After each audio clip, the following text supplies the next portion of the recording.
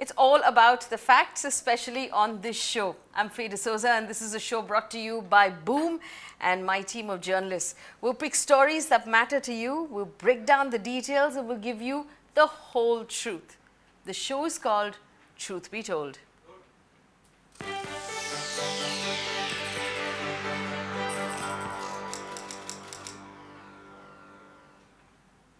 Well, our first story is about the union budget that was announced this weekend, and everybody's talking about the new tax slabs that the finance minister announced. Now, there's been a lot of celebration about the fact that the government has given the middle class sort of a tax break, and that has left more money on the table for us. But here are the facts. The new tax slabs are on your screen, but really you can look it up on the internet. There are 7 new slabs in this system, but there's a trick. If you want to take up this system, you have to give up all deductions, which means, you know, that tax benefit you claim from your home loan, from your insurance policy, your mutual fund, your provident fund deduction, which is compulsory, home rent, health insurance, school fees, disability, education loans, standard deduction. You will have to give up all of those things if you want to switch to the lower tax system. And a lot of calculations have told us net, it's actually winding up to the same thing. So there isn't really a lot of savings, and there's going to be a lot of calculation. So each of you will have to sit down with your CA or your tax advisor and calculate in the beginning of the year whether or not the new system makes any sense for you at all. And to help us understand this a little better, senior journalist and author Vivek Kaul is in the studio with me, and Vivek does a brilliant job of breaking down finance and economy specifically to do with the budget. Vivek? I know you broke down a lot of it, and for a lot of people who are watching, the tax slabs was the most important part, right? Which is normally the case. Based on calculations, it actually doesn't seem like there's a lot of money left on the table. Not really. I mean, obviously, in fact, one of the secretaries in the finance ministry has even gone on record to say that people need to do their own calculations. Yes. So basically, what you need to do is look at your own structure. Look at the taxes and deductions that you've been taking on up until now, and then do the math. And largely from whatever one has seen, it makes more sense to continue on the old system than to move on to the new one. I mean, unless you are the kind who just doesn't want to do anything. Who's so lazy. Okay. Yeah. I mean, then it's and fine. then it doesn't matter. It's your money at the end of the day, right? So but technically, if someone was that lazy, they weren't making any investments to begin with, and we know those people. Which is true. So I mean, for them, it doesn't. It makes sense to be on the new system. So. Yes. So actually, when I looked at it, and if you realize that some of the deductions that I called out, home loan, for example, I mean, that's like, or life insurance, all of them. Like these things, once you take it, you wind up paying it every year. So someone who has a running home loan or has a running life insurance policy, or any of these recurring investments can't opt out at this point. Even an education loan, I mean, yes. Section 80E. So all these deductions are there, and like a home loan has a deduction of interest on home loan of up to 2 lakhs can be taken as a deduction. The principal repayment automatically, it becomes a deduction under ATC. So there are all these deductions, and if you've been making use of them, I mean, it makes sense to continue using them. Why would you continue? Yeah. Also, PF, which is a compulsory deduction for anyone who is an employee, you're already paying the PF. Why wouldn't you take that tax benefit? It doesn't make sense. It just doesn't make any sense. And as soon as you take a benefit, you're automatically in the old system, and it turns out in most cases you're better off. So the government wants you to do the math. So. Actually, the front page of one of the newspapers said nobody is worse off. It was interesting because nobody's better off either. Yeah. It's actually net the same. It's a very black humor sort of joke. So it almost feels like one of those things where these magic tricks where you pull like a coin out from behind your ear that was never there to begin with. In fact, when Ms. Sitharaman gave the example where she said that someone who makes 15 lakhs is better off in the new system, what she didn't tell us was that, in fact, she told us that she's not taking any deductions into account, but then that's precisely where the point was. Yes. So if the moment you took the deductions into account, I mean, just something as, if you took a standard deduction, Section ETC, and a home loan, interest on home loan of over 1 lakh, you were much better off. Especially if we consider someone who's making more than 15 lakh rupees in our country invariably has these investments, and we want them to, right? The financial system, government and private, has spent the last 20 years encouraging people to make investments. this works in the No, opposite and direction. especially as of now, when the savings rate has come down very, very dramatically. So, Yeah. so I mean, you can argue it both ways. Some people may say that the government is discouraging savings so that people consume more. But then, I mean, you will consume what you have to consume. So if we actually now, so this, to be fair, let me just say this one more time. The tax benefits or the tax deductions you received in the budget are not really deductions, because each of us has to do the math to figure out what applies to you. Especially if you have a home loan, then you're better off in the old system. If you're taking any deductions like we called out, you're better off in the old system. So you actually have to sit with your tax consultant at the beginning of the year in April and decide which old or new system you're in. More often than not, In you'll fact, find the old only system. person better off would be your CA. So. The CA has been given. So actually, interestingly, the motive that the finance minister announced was that you're not so dependent on a professional. No, which is not really. I mean, the only way you cannot be dependent is when you decide not to do any of these, not to take any of these exemptions. And pay the government more tax for whatever reason. If we look at the impact of this, and we have to talk about this, my first instinct when I was listening to the budget speech was that this is going to hit real estate hard. Maybe harder than it's already been hit. Because at some point, we all reach this point in our careers and our salaries where we're like, abhi to home loan lena padega, because there's no other way to save tax. No, but then you can continue on the old system. Right? You can, but encouraging more people to buy homes, you think that sort of works?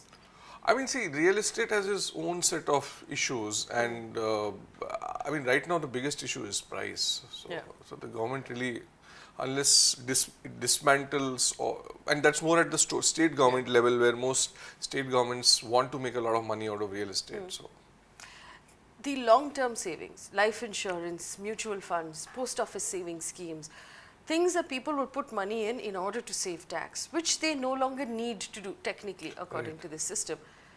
How does that affect the country? Because this is money that's used to build bridges, isn't it? yes, so I mean, I guess it's a very psychological thing now. I mean, one doesn't know as to, because so if you don't want to, you don't have to necessarily go and buy an insurance policy to. But then you didn't have to do that even earlier. So, I think it will all boil down to how how an individual wants to behave. So, people who are not using exemptions will probably continue that way and save some amount of money, because they will be better off on the new tax system. But the issue here again is, a lot of people who don't use tax exemptions don't use them precisely because they don't know about them. They're not bothered.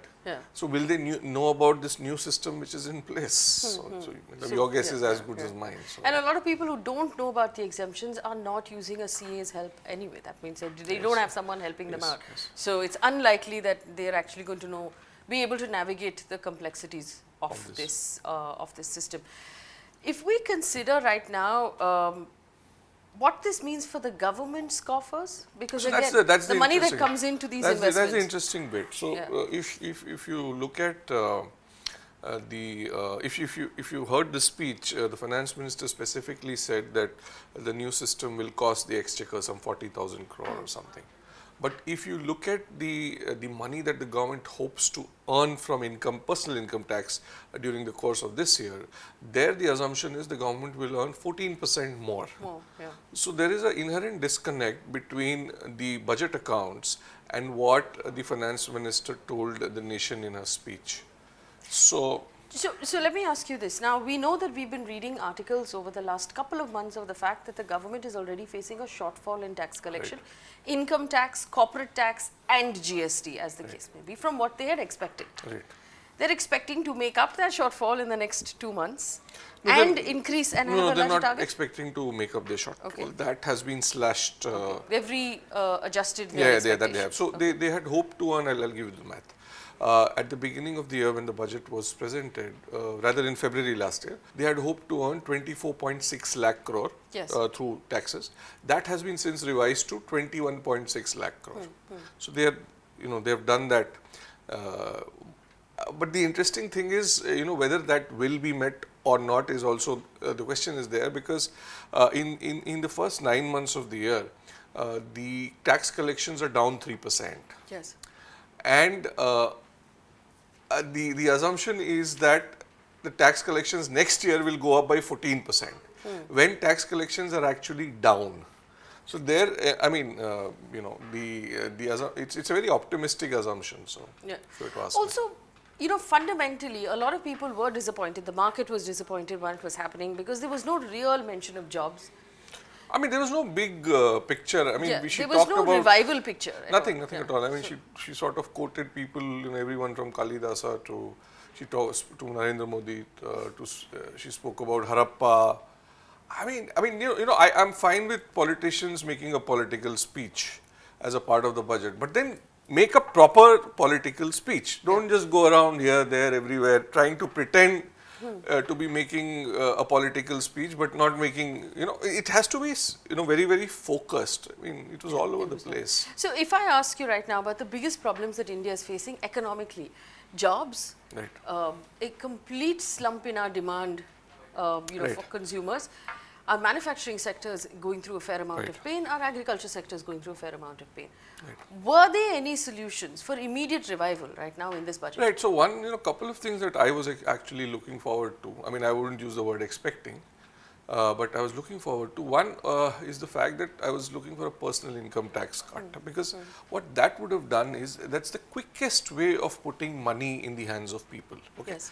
Now, what has happened here is that we've come up with this new system, which is neither here nor there. And a lot of it is very psychological. So it's like, okay, people want to know whether they are doing better or not. Nobody wants to get into these Yes. intricacies, right? So if there was a proper tax cut, people would have immediately known, okay, I'm better off. And then that possibly would have transformed into some amount of consumption. And we need to remember something as basic as this, that one man's spending is another man's income. Yes. So when people make this argument about there are not enough income taxpayers in this country, which is true, but then you don't need the entire country to start spending at once. Even if a section starts doing that, there is bound to be a multiplier effect. So this was a low hanging fruit, which wasn't. The other thing which surprised me, because this government keeps talking about being pro-welfare, the allocation to Mahatma Gandhi National Rural Employment Guarantee Scheme was cut. I mean, that was quite bizarre. It was cut from 71,000 crore to 61,500 crore. And while at the same time, the allocation to PM Kisan, which last year was 75,000 crore, and this year was also 75,000 crore, but they'll end up spending only around 54,000 crores. So what, you're paying money to the landowning, Yes. but you're not, but the money that would have gone through Nariga to the poorest of the poor, The labor has been cut. And this, at the same time, you're spending more than 20,000 crore on keeping dud companies like MTNL and BSNL going. So I'm a little confused with all this. So. And the whole idea of we'll take money off the table from LIC, for example, which is interesting. The idea that you will list LIC, perhaps the government's most valuable. Yeah, I think this was because these days people sort of tell you all the time that tell us something positive. So this is the one positive. At least if you were to ask me one positive bit, given that LIC over the years has been an extremely opaque organization. And just the fact that it's being listed will force them to share much more information with the general public than, and in a form which the public can understand.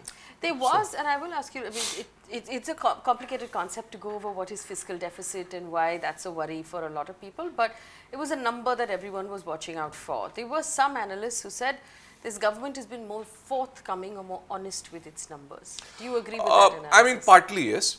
Okay. At least in this budget, they have put forward some borrowing which has happened, but that is not a part of the expenditure of the government. But the biggest, I mean, one shouldn't call it a scam, but accounting jugglery is probably the right word, which the government does, is that it does not pay the Food Corporation of India.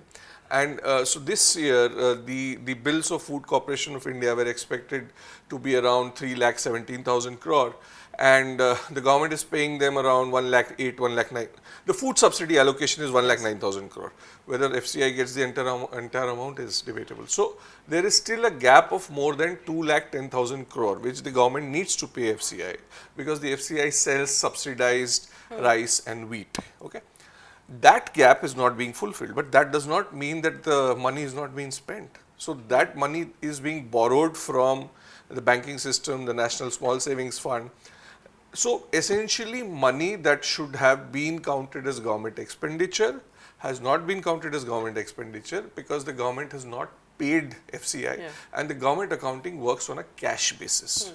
Unless the money actually gets paid, it doesn't get counted as expenditure. But someone else is spending the money for the government. Okay. So if you put in that 2 lakh crore in, the fiscal deficit, which is close to 8 lakh crore, goes up to 10 lakh crore. So fundamentally what you're saying is that the government is running on some udari at this point. Yeah. I mean, the government always runs on some udari. Yeah, and they haven't fully declared all of that udari. So it looks a lot better than it really is. Yes, of course. I mean, if you look at the fiscal if you do these numbers properly, the fiscal deficit would easily be more than 5.5% of the GDP. Anything more than 4.5 would have been a shocker. Yeah, but this is clearly, this is see, 2 lakh crore gets added, so 25% more. So what they've reported is 3.8%. So 25%, if you add 1% is already 4.8%. And then there are all these other things also, NHAI has borrowed and which are not declared directly. So all that, if you add it, it's close to 5.5% easily. So, in a nutshell, if you were to look at this, I mean, let's take off all of the, the poetry recitation and everything else that was in the budget and the fact that, oddly enough, the finance minister sat down 2 pages short. If we were to just look at the entire exercise, we haven't solved the problems because our economy needs right now immediate solutions. These, we will build 5 years worth of infrastructure, might not I mean, it's like, 5 more smart cities were announced. What happened to the 100? 100 that were announced in 2015, yeah. Would you say that this budget was a miss? I mean, but then it was like any other budget in the last 4 to 5 years. So not enough data, not centered in reality. Yeah. See, what basically happens is, everyone sort of needs a story.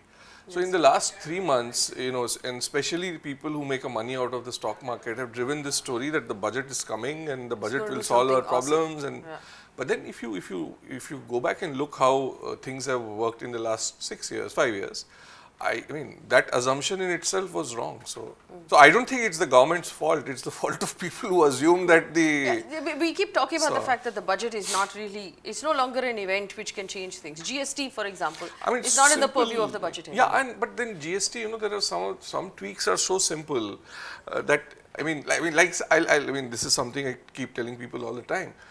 When I file my GST return, I want it to be uploaded at one go and I want my OTP then and there. I mean, at least ensure that. Then we'll talk about the bigger things, whether we have multi-rates and, So, make my filing process easier at least. So.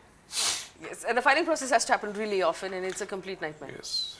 Well, effectively, if you were to communicate to our audience right now, who are regular people trying to figure this out, what would you say? What is your one-line sort of description of what this budget is? Don't get your hopes up. Not what it will be. I mean, just carry on with your lives, make the right financial decisions, and hope for the best. So technically, nothing there to sort of revive us or give us jobs or in some way change any of the reality on the ground. Not really. I mean, see, all that will happen once. See, there's a fundamental disconnect. All that will happen once you admit that there is an economic slowdown. So, only then will you start thinking of solutions, because once you admit there is a problem, only then you go looking for solutions. But when you don't admit that there is a problem, then where's the question of there being solutions? Can we afford to go on any longer in denial without admitting the problem? I mean, we can. Everyone. We've done it for 2 years now. But, I mean, so see, the thing is, so currently we are growing. I mean, this year, thanks to the revision, again, instead of 5%, we'll end up growing by 5.7%. Yeah, I mean, but then, if India has to really pull so many people out of poverty and give jobs to people, our so-called demographic dividend, we need to grow at 8.5%. So that's not happening. So, and that won't happen if we keep keep doing things that we are currently. So. $5 trillion economy then? I mean, we'll eventually get there, obviously. So, I mean, it's a matter of time. It's a matter of when. So, it's a matter of when. So, instead of the 11% that we need to grow at in order to hit that target, we're probably going to do 5%. So, this year, nominal GDP growth is around 7.8%. So yeah, so and this is 5.7, so 12 years economy. If an economy grows at 6%, it doubles in 12 years. So this is we are growing at 6%, 5.8, and we are at around 2.9 trillion. So 5 trillion would be probably 9 years, 10 years if we grow at the same rate. So. All right. So fundamentally, if I were to put it in a nutshell, this is what Vivek has told us, that there has been some sort of jugglery in our income tax, but it really doesn't make a whole lot of difference. And for you specifically, you need to sit down with your CA and figure out which of the two options works for you. But as far as the larger budget was concerned, there wasn't anything there that will immediately change what's happening on the ground in terms of jobs or in terms of revival or in terms of growth. But maybe the budget is no longer that space. And also, like he said, there seems to be a fair amount of denial about what's going on. Yes, that's for sure. That's for sure. All right, Vivek, thank you so much. Thanks, for Faye, helping for us. having me. Thanks. Well, unfortunately, according to Vivek, the government is still a little bit in denial about what is going on as far as the economy is concerned. There was no big takeaway really from the economy in terms of jobs or in terms of revival. And the tax benefits that we were talking about, there's not much of a saving there for most of us, but it's really individual calculations from your CA who can help you understand that. Now, while our next guest comes in, we're going to talk about our next story. And our next story is the coronavirus outbreak in China. 361 people have died in China so far. 17,000 people are confirmed infected. 28,500 people are suspected of infection. And 1,52,000 odd people are currently being watched very closely by the doctors. Now, we know that this could have come, according to China, from a wild animal carcass that was being traded, but we know for sure right now that it's going from human to human. There are 150 people infected outside of China, and it's gone to 24 countries. Now, here's the truth about what we don't know. There is no specific medicine recommended to prevent or to treat the coronavirus, and this is according to the World Health Organization, because apparently doctors are still trying to figure out what to do. So there's no vaccine and there's no treatment.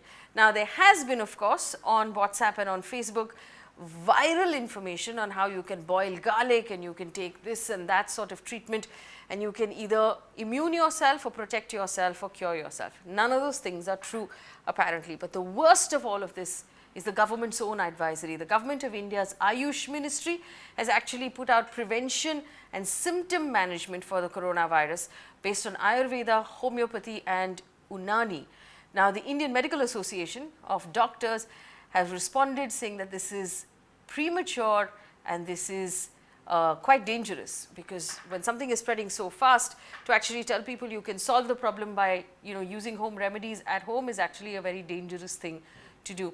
And to help us understand what's really going on with this virus and what we should be believing and what we shouldn't be believing, joining me in the studio right now, Dr. Sanjeev Mehta, the Chief Pulmonologist at Leelavati Hospital. Doc, thank you so much for coming into our first show. I'm proud to have you. Congratulations. Thank you. Thank you for inviting me. So, unfortunately, the coronavirus, obviously, I'm assuming as a pulmonologist, this is something that worries you, keeps you up at night? It does. I think it keeps a lot of people up at night. So, couple of things. Viruses and viral infections to humans are not new. Yes. This has been happening from time to time.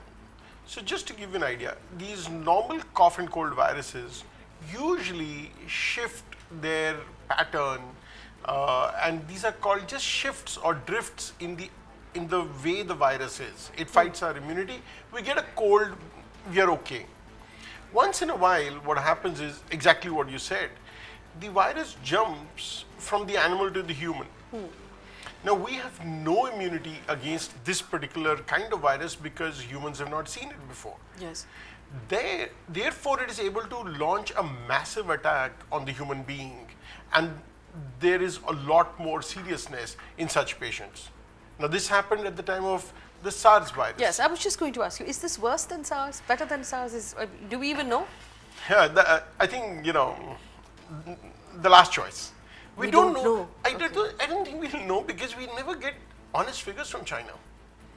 Okay. I don't mean to be political about this, but we did a calculation. The first calculations that came out was that it was milder than SARS. Yes. In the SARS, the infection ratio was something like 10, This is 2.5. But now the figures seem to be showing that it is more because now the deaths are piling up.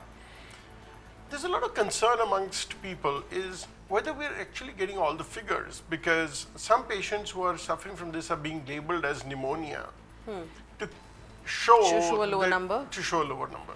So it might definitely be worse than what we know, or worse than what I called out. Yes. It can't be better. No, it's not. It's unlikely to be. Yeah. Yes, unlikely to be exaggerated, those numbers. Yeah, I mean, there's a lot. I think the number of patients who are infected, and so again, these are all viral social media things, is that the number of patients who are really exposed to the virus and probably infected is many folds more than what China is telling us. So if you actually look at the virus at this point, I understand that it takes about 12 days to manifest after it hits your system, which means people could be walking around with the virus right now and not know about it. Is that true? That's correct. And that's the more scary part of this virus compared to SARS. Okay. In SARS, what happened was, as soon as the infection got to a human host, very quickly in a day or two, the patient would become sick. And show symptoms And of show something. symptoms, you could go to the doctor. Yes. The problem here is, and this is exactly what happened in the first 15 days or so, patient feels nothing, but he transmits. Oh, God. Okay. So then he would be walking around the airport, and that's how it spread. It goes very quickly to people. He says, I'm fine. And he passes the thermal test. The thermal test is really It's inadequate. So we don't even know how to detect at this point. Well, there are tests, there's a blood test, but you can first suspect it and then detect Yes, it. yes. And I don't think India is yet ready with all the tests. We have a few, and that's how they got those guys in Kerala. So tests are available, but you got to suspect it first. You've got to suspect and test first. Now, this brings me to the next point. And I'll get to the stuff that's going viral on WhatsApp and on Facebook, but I'm concerned about what the Indian government has put out. And, people are more likely, or far more likely, to believe it if it comes from the Indian government or its official sources, saying you can take Ayurvedic medicine to prevent and to manage symptoms. Now, I'm not, again, like I said, I'm not going to read out this advice because it's dangerous to actually read out the advice. Could you tell me why you think it's dangerous and what your opinion is of this advice? So, being a doctor, I haven't gone through so much of the advice, which is not allopathy. So, in my field, the advice is prevention. And we as allopaths know that there is, at this point in time, no direct antiviral treatment. Yes. So, though there is a couple of interesting case reports, but I don't think these are substantiated yet in the Western literature. They've tried some antiviral medicines, but not substantiated right now. I was smiling because it's all over social network, right? From papita leaves to Yes. Garlic. Yes, garlic seems to be a favorite of a lot of this. Like boil the garlic. Yes. No, the garlic came from, I believe, the Chinese who said who have sorely failed to contain this. But my concern here, and especially since you said that it takes 12 days to manifest or to actually see any symptoms, for someone to assume that I am, based on what the government has told me, stirring up some powders and drinking it and managing this, or I've immuned myself, or I managed to control the symptoms, every day you do that, you run the risk of infecting more people. Isn't that true? And not going to a doctor. So this is not something that ought to be taken lightly. you should not, as an allopath, I can't substantiate it, and I would say go to your doctor. Go to your doctor. Go to your doctor, talk to them, and then tell them that these are the symptoms that you're suffering from. The Indian, I'm going to push you a little bit Yeah, here. sure, I know please. you're extremely polite, but the Indian Medical Association has called the government's advisory immature, premature, and irresponsible. Do you agree with all of those or one of those? Yeah, because see, I haven't read the advisory, but I can would. you can imagine what it is. Yeah, Yes.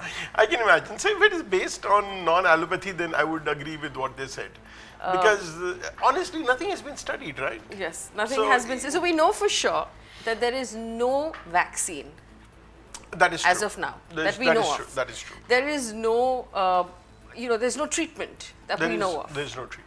Doctors or research teams around the world are still trying to figure out this virus or the microorganism that's causing it. We don't know for sure. And so any sort of assumption of cure or prevention is premature. Absolutely. I completely agree with you. We don't have a cure, and anybody saying that he has a cure is not saying the truth. Is not saying the truth, including the government of India, if that may be the case. What you should be doing, first of all, go to your doctor as soon as you feel sick. Any sort of sick, what kind of symptoms are we looking at? So that's a very good point. We don't. So the first few days you're going to feel normal, and that's where that's concern is, and we don't know how much in an individual that would be. Maybe 4 days, 5 days, 6 days. Then you would start with normal cold and cough symptoms, and that you would just think it's a normal flu which you're having. It's only later, say by day 7 and day 8, when the person will become short of breath, then get fevers, body aches, in some cases even diarrhea, like a normal viral infection. I mean, like a severe viral infection. And by the time they go, it's already 14 days. He's spread the virus to a lot of people in that much time. So, go to a doctor as soon as I have a cold? Would that be, I mean, So, yeah, precautionary, so would that be a wise thing to do? You're right. We don't go to a doctor just like that. But if you have been in contact with somebody who has, so that's an advisory as I'm given to understand, and that's in the US, that if you have symptoms of a common cold, you don't need to go to a doctor. Okay. But if you have been either yourself or in close contact with somebody who has been to China, then and you have a cold, now it's the time to go. Okay. So, okay, what if 6 degrees of separation? I've been in contact with someone who's been in contact with someone. It's really difficult to tell at this point, isn't it? Because people travel so much. But you're saying, make it a point to just keep a track of these things. So it's a good question. I would say 1 to 2 degrees of separation, go. Okay, go to Not the doctor. 6. Yeah. The reason is that up until now, this is an animal virus which jumped to the human host. But we definitely now have human-to-human transmission. So if you did meet with somebody who met with somebody from China, I would yet go and seek advice. But at this moment, we do not have evidence of far repeated transmissions. My point being, if you look at the US, all the cases that have come in, to the best of my knowledge, I could be wrong because the science changes every day and information is changing every day. But to the best of my knowledge, all the cases that were in China, that came to US and the Western world, were direct imports from China. Within the US and within other countries that I'm aware of, it hasn't really shown much human-to-human transmission. Yes. I don't know the reason for that. Maybe they're now being separated out, being quarantined, or maybe as the virus jumps from one host to the other, we know it loses its virulence. Yes. It becomes less potent. Yes. So maybe by the second or the third jump to human, it has lost its virulence. Maybe the case, I won't bet on it. But yes, at the moment the recommendation is that, if you've had a contact with a contact, is maybe you need to talk about it. But anything beyond that, so far human is. And obviously completely avoid travel to Southeast Asia, China, parts of that part of the world. Yeah, okay. So China is, I think, really right now not the best place to go. Yes. Southeast Asia. It's difficult to tell. There isn't that science to support a ban, but I would completely agree that, avoid unessential travel. Avoid unessential. Yeah, Hong Kong, no. Singapore, the kind of places where there's a lot more traffic. I don't want to even go overboard, but follow the advisories that are the advisories are there. As long as they're not about garlic. All right, so if I were to put this in a nutshell, finally, this is what you're saying to us, that this is a worrying virus. It's unlike anything we've seen in the past. We're still trying to figure it out. As a human race, we're trying to figure it I out. completely agree with you. I think the chapter is in a very interesting phase. We don't know how it will go. I've tried to look at projections, and at the moment, nobody has a projection.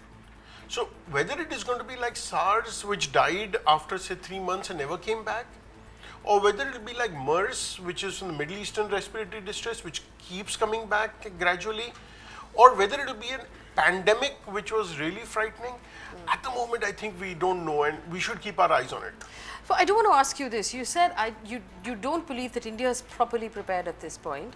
Given the density of population, given the fact that we have so many strains of drug-resistant viruses in India right now, are we a hotbed for this sort of thing, or? Will the virus die because we're just so immune to ourselves after all So, this?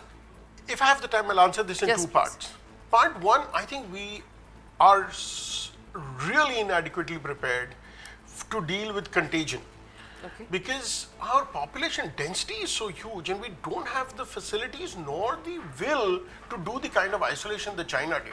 Yes. So one person sneezes in the Mumbai trains and it is across the city. Yes. It is really that bad. There's no isolation. We don't have that many hospital beds of isolation. Yes. We don't We have that have many ICU. hospital beds. Period. Okay. And especially within the hospital, isolation beds are not that many. There'll be probably 4 in a hospital. How do you deal with such a large epidemic unless you turn the whole hospital into an isolation hospital? We don't have that many yet, but these are good wake-up calls because we are better prepared than when the SARS hit us. But we yet need to go. So that's point number one. That was whether we are prepared or not. I think we need to do much, much more in terms of planning and everything, masks, isolations and all of that. That being said, your question is, are we going to be in a worse state? And I don't know. If I look at SARS and MERS, they came to India, Yes. but they didn't do any significant damage. They didn't do any damage. So the question is it the temperature? Or do we have a lot of infections in the past? We have better immunity, but they didn't do anything. Yeah. So We're keeping our fingers crossed. We're keeping our fingers crossed. So the truth about this, though, is the one thing that's uniform across this whole thing is that we don't know. We don't know, and nobody knows across the world right now. So anyone pretending to know is probably making that up or lying to you, right? All right, so that's where it is. Here's the truth. Dr. Mehta, thank you so much for Pleasure. talking to us and Thank helping you. us understand that. Thank you, and thank you for having me here. It's a pleasure always, and thank you for being a guest on our first show. I'm honored. Thank you. All right, so this is what we know in a nutshell, is that we don't know. We don't know what the virus is actually caused by, what sort of microorganism is it really made up of, and how we prevent or we cure it. No vaccine, no treatment so far. Doctors are still trying to figure that out. So do not believe anything you read on WhatsApp and Facebook. We understand Facebook is, as a platform, taking out all false advice on this as well. And even the Government of India advice, according to the doctor, according to all of the other doctors as well, is actually not true, and at this point shouldn't be believed. If you see any symptoms and you've been in touch with someone who's just traveled from China, or you've traveled from China as well, go straight to the doctor, take no risks. That's what we know so far, and we're moving on now to our third story, and this one is the shooting in Jamia. Now, this is the facts so far. This is what we know. Now, on the 30th of January in the afternoon, a shooter, allegedly a minor, named Ram Bhakt Gopal Sharma, actually hid a revolver in his jacket and fired at anti-CAA protesters outside of Jamia University on the Thursday afternoon. Now, this alleged 17-year-old schoolboy left home in the morning saying he was going to school in Jewar in Uttar Pradesh, and instead of going to school, apparently landed up at the protest with a gun in his jacket. He whipped out that pistol and caused chaos and fired one shot, leaving a Jamia student, Shadab Farooq, injured. We saw visuals of Shadab having to climb over 4 police barricades to actually be taken to the hospital after he was shot. But what happened after that was very interesting. The same day, news agency ANI tweeted a CBSE senior secondary exam certificate, a mark sheet, saying that the individual shooter, the gunman, was in fact, based on that mark sheet, 17 years old. The mark sheet, the date of birth on the mark sheet actually was April 8th, 2002, and hence he's a minor. And that will make a big difference to how he is tried and what punishment he will have to face if he's under 18. So his age became a big question, and there was a lot of questions about whether the mark sheet was in fact authentic and where it came from. To help us actually figure out what this mark sheet is, I have with me a journalist from Boom, Ashish Chaudhary, has been looking specifically into that mark sheet. Could you tell us how it came up?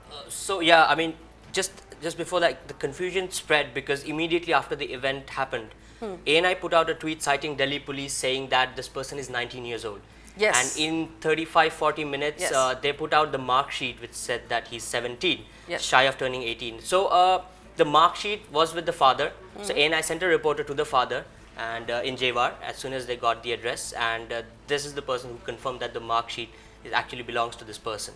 Yes. And because ANI didn't put out any corrigendum, referring to their previous tweet, people got very confused why there are two conflicting claims by ANI. Yes, and this is interesting, and I'll tell you why it's interesting, because things change very drastically if the individual is a minor, Yeah, don't they? that's Could you true. tell us what the difference is? Yeah, of course. So in this case, it's an attempt to murder. If the person was a minor, the max the person would serve here is 3 years is the max a minor serves anyway. Yes. In this case, would be around 10 months. And but if this person was not a minor, an adult, 10 years is what we're looking at for crime like this. Wow. So it's quite a difference. It's substantial. So Yeah. basically, the whole argument is about whether or not this individual is going to serve 10 years, likely in prison, because obviously he did it. There's enough evidence. That's Yeah. a fairly, from an investigation point of view, it's open and shut. So That's it's just true. a question of whether he's a minor or he's not a minor. Whether he will be tried as a minor or an adult. Whether that's he the be question. tried as a minor or an adult. And Exactly. here's the question, and I know that you've been making some phone calls on behalf of Boom as well. Mm-hmm. It's not, is the CBSE certificate, and a lot of people are still asking whether it's, it's real or it's fudged or whatever.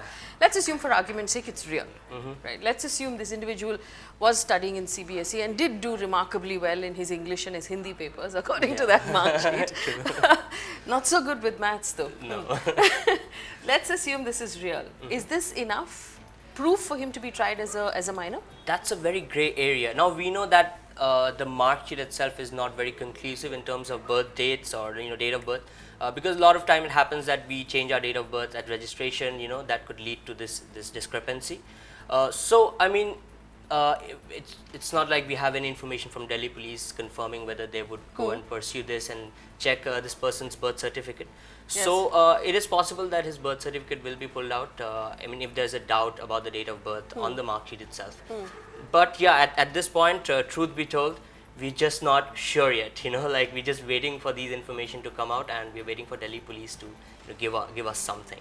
Yeah, to give us something. And has there been, there's been perhaps a statement from the Vishwa Hindu Parishad who's sort of like said that we've encouraged him to do this, or we applaud him for doing this. So there's some grey area as to whether this was premeditated or whether Bajrang was, Dal has also given out a statement because he had posted photos with Bajrang Dal members in Bajrang Dal rallies, and they wanted to distance himself. But on social media, we are looking at something else. We are seeing like encouragement, words of praise.